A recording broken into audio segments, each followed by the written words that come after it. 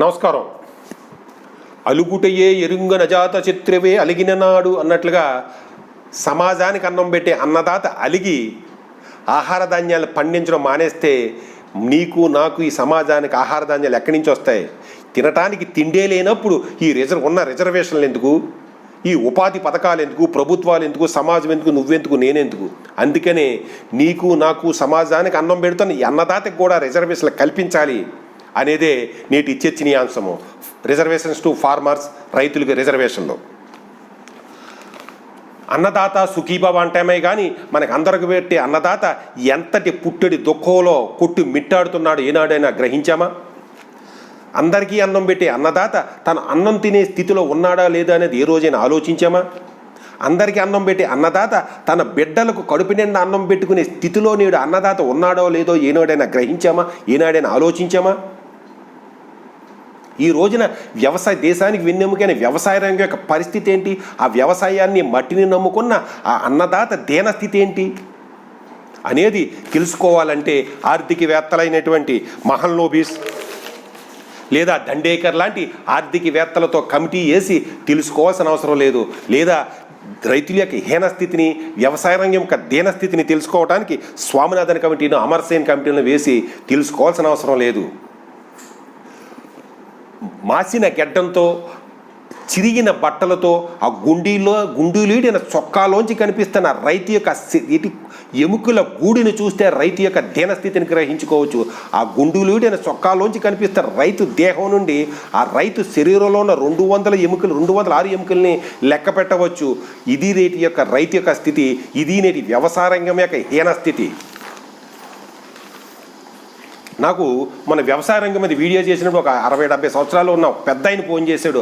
అతను చెప్పిన దాని ప్రకారం వ్యవసాయ రంగం యొక్క స్థితి ఏంటంటే, రైతు పండించిన పంటలో పని చేయడానికి వస్తున్న ఈ వ్యవసాయ కార్మికుడు తన కష్టార్జంతో, తన శ్వేతంతో సంపాదించుకున్న సిబిజెడ్ బండి, పల్సర్ బండి మీద వచ్చి 7 గంటల నుంచి 12 గంటల వరకు ఆ వ్యవసాయ కార్మికుడు పొలంలో పని చేసుకుని వెళ్ళిపోతున్నాడు. అలాగే రైతు పంట పండించిన తర్వాత ఆ వ్యాపారస్తుడు ఇన్నోవా కార్ల మీద, బెంజ్ కార్ల మీద వచ్చి ఆ రైతు పండించిన పంటని 3 కార్లకో 6 కార్లకో కొనేసి వెళ్ళిపోతున్నాడు. కానీ పంటను పండిస్తున్న రైతు మాత్రం తన పెరట్లో ఉన్న డొక్కు సైకిల్కి పంచిరేపించుకుని పొలంలో స్థితి లేక నడుచుకుంటూ పొలంలోకి వస్తున్నాడు. ఇది ఒక సంవత్సరం, ఈ సంవత్సరం ఇంత, రేపు అంతే, మళ్ళీ ఈ సంవత్సరం 10 సంవత్సరాలు ఇదే పరిస్థితి. ఇది రైతును నమ్ముకున్న అన్నదాత యొక్క దీనస్థితి, అన్నదాతకి ఎదురవుతున్న వివక్షత. అందుకనే రైతులు ఈ రోజున సంవత్సరానికి 10 సెంట్లు అమ్ముకుని చివరికి 10 సంవత్సరాలు పోయింది అమ్ముకోవడానికి లేక ఉరోచుకుని సచ్చే స్థితిలో ఈ రోజున రైతులు ఉన్నారంటే రైతు ఏ విధంగా వివక్షత గురవుతున్నాడు అనేది ఆలోచించాలి. అటువంటి రైతుల్ని రిజర్వేషన్ల ద్వారా ఆదుకోవాలా లేదా అనేది ఒకసారి ఆలోచించండి.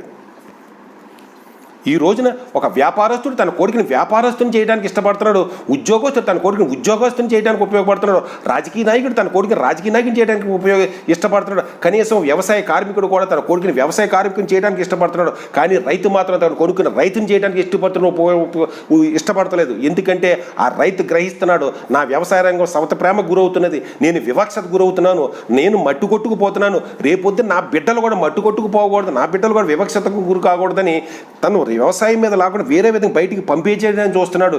ఇలాగ నా తాత వ్యవసాయం చేశాడు, నా తండ్రి వ్యవసాయం చేశాడు, ఈ రోజున నేను వ్యవసాయం చేయకపోయినా వ్యవసాయం మీద మమకారాన్ని చంపుకోలేకపోతున్నాను, రేపు పొద్దున నా కొడుకుని వ్యవసాయం గట్లు కూడా తెలియదు వాడికి, వాడు వ్యవసాయ రంగంతో సంబంధాన్ని కట్ చేసేసుకుంటున్నాడు, 3వ తరానికి వ్యవసాయంతో సంబంధాలు పోతుంటే రేపు పొద్దున్న ఈ వ్యవసాయ రంగాన్ని అందరూ వదులుకుని పోతుంటే ఈ వ్యవసాయ రంగం పరిస్థితి ఏంటి అనేది ఒక్కసారి ఆలోచించండి. ఈ రోజున నా తండ్రి ఒక వ్యాపారస్తుడు అంటే, లేదా నా తండ్రి ఒక ఉద్యోగస్తుడన్నా, లేదా నా తండ్రి ఒక రాజకీయ నాయకుడన్నా సమాజం ఇచ్చే గౌరవం, లేదా నా తండ్రి ఒక వ్యవసాయ కార్మికుడు, లేదా నా తండ్రి ఒక రైతు, ఒక అన్నదాత అంటే అతన్ని ఇచ్చే గౌరవం ఎలాంటిది ఒకసారి గ్రహించండి. అదే నా తండ్రి ఒక రైతు, నేను ఒక రైతునంటే అతను ఒక సోమాలియా బాధితుల్లాగా, ఒక తుఫాను బాధితులు కొట్టుకొచ్చినట్టు చూసినట్టు చూస్తాం, అంత జాలి. కానీ ఏమిటి అంటే ఇది ఆ రైతు యొక్క దీనస్థితి, ఆ రైతు వివక్షత గురవుతున్నాడని చెప్పడానికి ఇవన్నీ నిదర్శనాలు. అంతేకాకుండా ఈ రోజున బ్యాంకులో లోన్స్ ఇచ్చినప్పుడు కానీ, ఒక వ్యాపారస్తుడు కానీ ఉద్యోగస్తుడికి కానీ రాజకీయ నాయకుడి కానీ లేని కండిషన్లో రైతుకు లోన్ ఇవ్వాలంటే 1,00,000 కండిషన్లో ఆ రైతు పాస్బుక్ పెట్టాలి, ఈసీ తీసుకురావాలి, అడంగలు తీసుకురావాలి, 2 గ్యారంటాలు తీసుకురావాలి. ఇవన్నీ తెచ్చి లోపల పుణ్యకాలం పూర్తయిపోతుంది. రైతుకు లోన్ రాదు, ఈ లోపల పుణ్యకాలం పూర్తయిపోతుంది. ఇది ఒక వ్యవస్థ, సమాజంలో ఉన్న రైతుకున్న గౌరవం. ఒక రాజకీయ నాయకుడు కూడా రైతును గుర్తింపు ఇవ్వడం, ఎందుకంటే రైతుల్లో సంఘటితం లేదు. అదే ఉద్యోగస్తులు సంఘటితం అవుతారు, వ్యాపారస్తులు సంఘటితం అవుతారు, లేదా మరొక కులాలు సంఘటితం అవుతారు. అందుకని వాళ్ళకి విలువనిస్తాడు కానీ సంఘటితం కానీ రైతులకి విలువనివ్వడం. మరొక పక్కన ఈ మేధావులు కావచ్చు, ఈ మీడియా కావచ్చు, వీళ్ళందరూ కూడా టమాటాలు 100 రూపాయలు కేజీ, 100 రూపాయలు రేట్ అయిపోతే నిమిషానికి ఒకసారి స్ట్రోలింగ్ ఇచ్చేస్తారు. సామాన్యుడు ఎలా బతుకుతాడు అని డిబేట్ల మీద డిబేట్లు పెట్టేస్తారు. రాజకీయ నాయకులు అసెంబ్లీలోని పార్లమెంట్లోని చర్చించేస్తారు, చట్టాలు చేయడానికి ట్రై చేస్తారు, మొసల కన్నీరు కాచేస్తారు. కానీ అదే ఉల్లిపాయలు కేజీ 5 రూపాయలు 10 రూపాయలు అయిన రోజున, ఆ రైతుకు రూపాయి వస్తున్న రోజున, ఆ రైతు ఆ కేజీ ఉల్లిపాయలు పండించడానికి 5 రూపాయలు ఖర్చు పెడుతుంటే రైతుకు 1 రూపాయి వస్తుంది. ఆ రైతు ఎలా బతుకుతాడని ఏ రోజు మీడియా అయినా డిబేట్లు పెట్టడం చూసారా? ఏ రాజకీయ నాయకుడైనా మొసల కన్నీరు కాచడం చూసారా? ఏ మేధావైనా చర్చించడం చూసారా? ఉల్లిపాయలతో మనం ఏ రోజునైనా రైతు ఎలా బతుకుతున్నాడని ఊహించామా, చర్చించామా, ఆలోచించామా? ఇదే రైతు వివక్షత గురవుతున్నాడని చెప్పడానికి ఇవన్నీ కారణాలు. ఈ రోజున ఒక ఉద్యోగస్తుడు కానీ, ఒక వ్యాపారస్తుడు కానీ, ఒక రాజకీయ నాయకుడికి పిల్లలకి లేని ప్రాబ్లము వ్యవసాయ కార్మికుడు రైతులకి సంబంధించి వచ్చింది. ఈ రోజున వ్యవసాయ కార్మికుడి పిల్లలు కానీ, రైతు పిల్లలకు కానీ చదువుకోకుండా వ్యవసాయాన్ని నమ్ముకున్నారంటే ఈ రోజున వాళ్ళకి సంబంధాలు కూడా రావట్లేదు. ఆడపిల్ల అయితే పోలే తనకున్న కాడికి తునవా పానవా అమ్ముకుని తల తాకట్లేంటే సంబంధం చేసి ఏదో చిన్నదో మంచిదో చేసి నా బాధ్యత వదలగొట్టుకున్నా నేను మమ అనిపించుకుంటున్నాడు. కానీ ఆ రైతు కొడుక్కి చదువుకోకుండా వ్యవసాయం నమ్ముకుంటే అతను పిల్లనిచ్చేవాళ్ళు లేడు. ఈ రోజున సంబంధాలు రావట్లేదు, పెళ్ళిళ్ళు కావట్లేదు. ఒక్కసారి మీ గ్రామాల్లో వెళ్ళి చూడండి, నేను చెప్తున్నది వాస్తవా కాదనేది. ఇటువంటి పరిస్థితుల్లో ఇవన్నీ రైతు వివక్షత గురవుతున్నాడు. వ్యవసాయ రంగం మీద సవత ప్రేమం చూపిస్తున్నాం, రైతు వివక్షత గురవుతున్నాడు. ఈ వివక్షత గురవుతున్న నిమ్న జాతులకి, వెనకబడిన వర్గాలకి చట్టబద్ధంగా, ధర్మబద్ధంగా, న్యాయబద్ధంగా రిజర్వేషన్లు ఇచ్చి వాళ్ళని సమాజానికి సమానమైన స్థాయికి తీసుకురావడానికి ఎలాగ పోట్లాట పడుతున్నామో అలాగే వివక్షత గురవుతున్న, వెనకబడుతున్న, అన్యాయానికి గురవుతున్న, మట్టిని నమ్ముకుని మట్టుకట్టుపోతున్న రైతన్నకి కూడా చట్టబద్ధమైన, ధర్మబద్ధమైన, న్యాయబద్ధమైన రిజర్వేషన్లు ఇవ్వాల్సిన అవసరం ఉంది.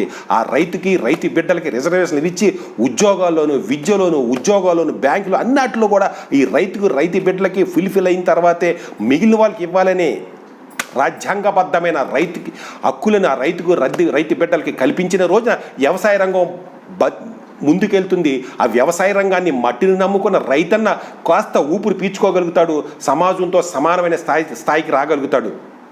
అలా కాకుండా రైతుకి పండించే అవకాశాలు కల్పించకుండా, సంక్షేమ పథకాల బారిన పడుతున్న పథకాల మోజులో వ్యవసాయం ఏ విధంగా నష్టపోతుందో తెలుసుకోకుండా, రైతుకి ఇన్పుట్స్ సౌకర్యాలు కల్పించకుండా, పండించిన పంటకి గిట్టుబాటు ధరలు ఇవ్వకుండా, వివక్షత గురవుతున్న రైతుకి, రైతు పిల్లలకి రిజర్వేషన్లు ఇవ్వాలనే స్లోగన్ని లేదా డిమాండ్ని పట్టించుకోకుండా ప్రభుత్వాలు ఇలాగ ముందుకు పోతుంటే రైతు కూడా ఏ రోజునైనా సరే తన దీనస్థితిని తెలుసుకోగలుగుతాడు. తను మట్టిని నమ్ముకున్న నేను మట్టిని నమ్ముకుంటుంటే నన్ను అమ్ముకుని బతుకుతున్నారు వీళ్ళు అని ఆ రైతు సంఘటితమైన రోజున, రైతు వాస్తవం తెలుసుకున్న రోజున, వీళ్ళందరూ నిజాలు తెలుసుకుని నేను వ్యవసాయాన్ని త్యజిస్తున్నా, నేను వ్యవసాయ రంగాన్ని స్తంభించిన రోజున నీకు నాకు ఆహార పదార్థాలు ఎక్కడి నుంచి వస్తాయి ఆలోచించండి. అలుగుటేయే ఎరుంగని అజాత చిత్రం అలిగిన రోజున అన్నట్టుగా ఆ రైతే అలిగితే మన దేశం పరిస్థితి ఏంటి ఆలోచించండి. జై హింద్.